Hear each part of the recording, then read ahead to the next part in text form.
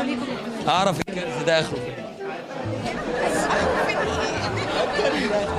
يا ابني ارحمني.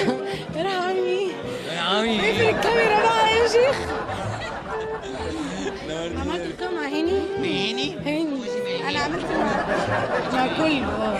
لا ما انت على فكره الكاميرا عايزه اقول لك حاجه. عايزه اخد منك بورنيطه بصراحه. بدله بورنيطه ازاي يا ابني؟ عايزه اقول لك خليك شيك.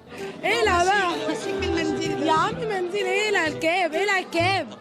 على فكره في حدث النهارده كبير جدا، ان انت من يوم ما كنت مذيع فرفوش بتخلي البنات ور.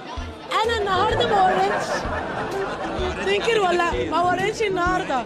ما حصلش النهارده عليا اطلاع بالثلاثه. طب لف كده ولا هيحصل.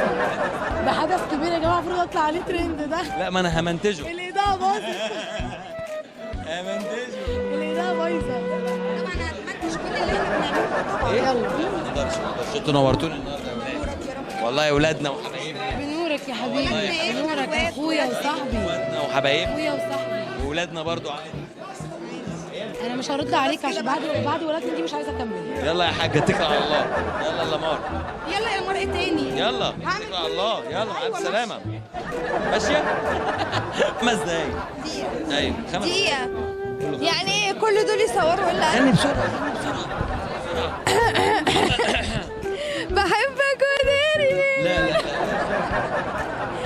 اه غني. انت بتقولي بحبك بقول لك لا. اه بحبك وداري ليلي ونهاري وعملت في قلبي صوتك بداري نسيت زمان اعمل في حبك ايه عينيك حبايبي جرحت لي قلبي ورموش عينيك تداوي بحبك يا ويلي زهقتني.